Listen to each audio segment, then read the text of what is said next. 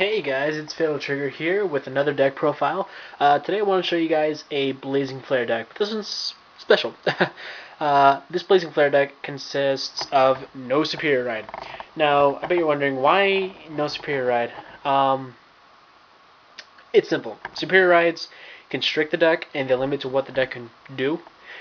So in this build, I pretty much just said, fuck it, I'm going to write it in my own style.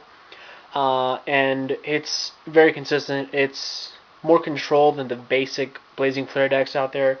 It's more consistent overall too. Unlike the Superior Ride engine, it does not need to set up as much. The Blazing Flare, for the most part, can be without enough numbers and soul.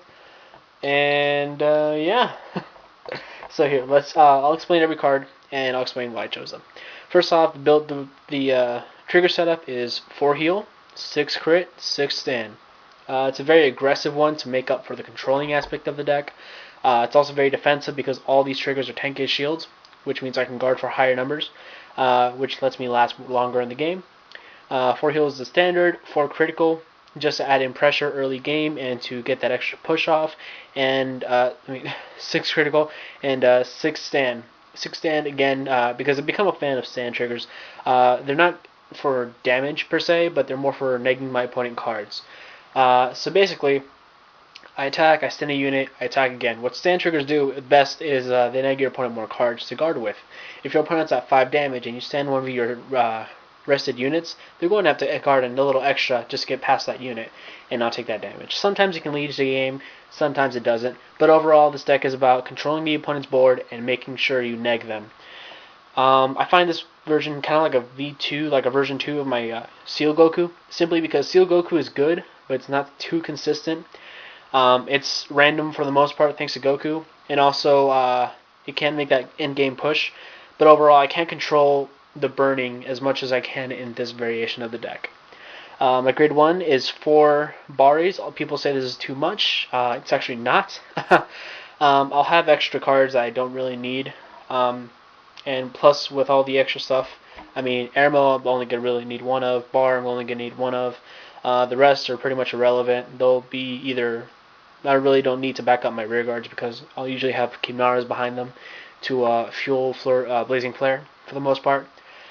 Then we have 4 Kimnara. This is a Blazing Flare deck, so 4 is a staple and a must.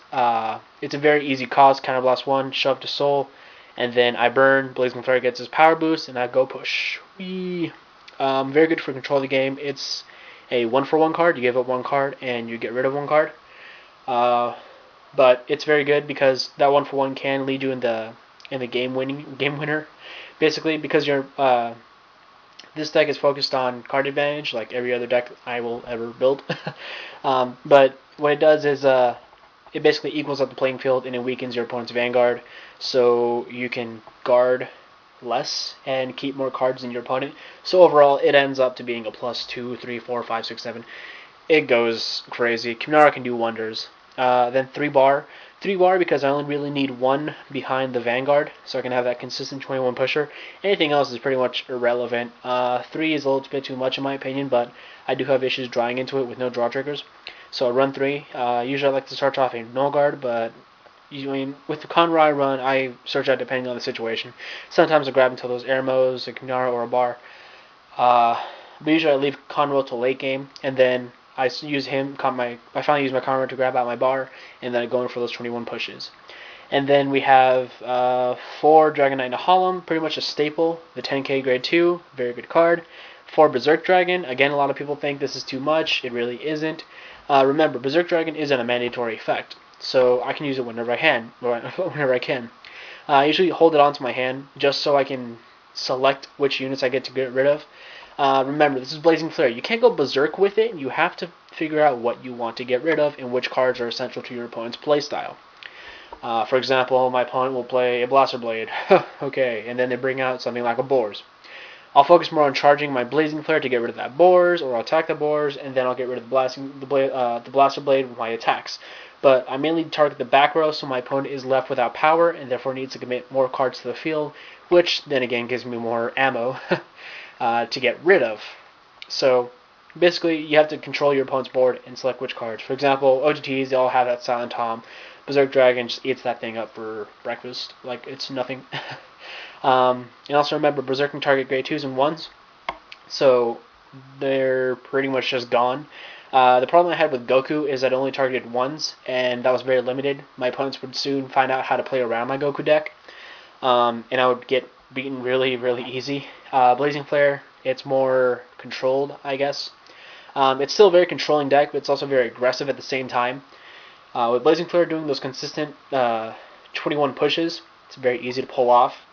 Counterblasting is not an issue in this deck because I usually just use my Kimnaras, which are a godsend, and then I get my Blazing Flare from that. And if I use enough Kimnaras, I usually have enough for one Blazing Flare pop, which is all you really need. You only use that Blazing Flare pop if you do not have a Berserk Dragon or Kimnara ready to go off. And that's about it. Anyways, other grade 2s. Bracky. Sometimes I'll have extra cards left in Soul from the Blazing Flare pop. Sometimes I'll have like an extra Kimnara or not. So Bracky helps me fish that out. The reason I run 3 is because Blazing Flare does not need to go off. You have to remember that Blazing Flare is hard to maintain and doesn't really need to be set up as much. Blazing Flare, like I said, is an option. You do not need to make them go pop off.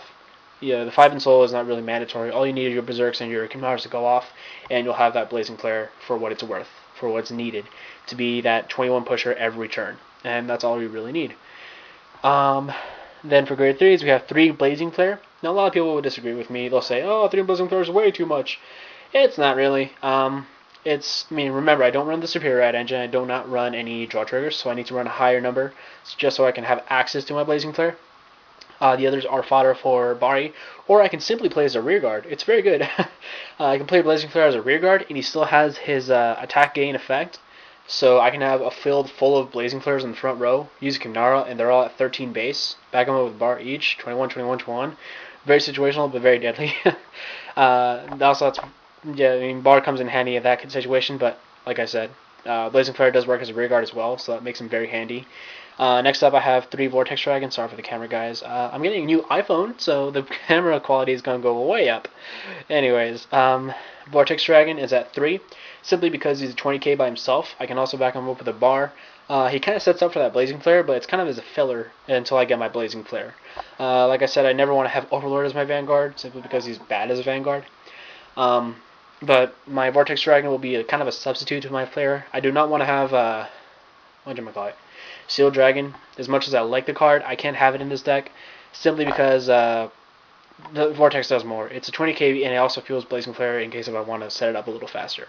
Very easy. Like I said, I don't really focus on getting a Blazing Flare off, but Vortex does help set it up to the point where it's an option now, and it's live. So I always want to have that just on the back burner in case if I ever need it.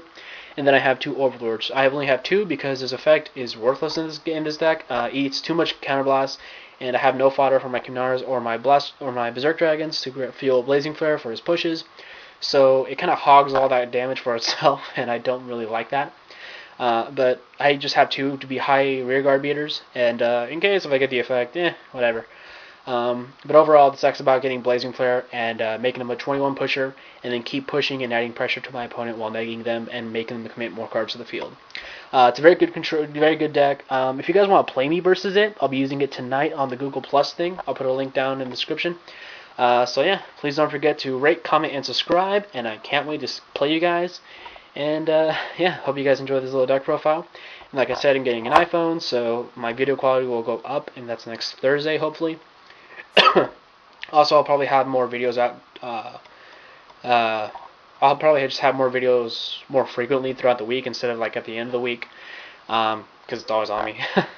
So yeah, hope you guys enjoyed this, and I'll see you later. Fail Trigger out.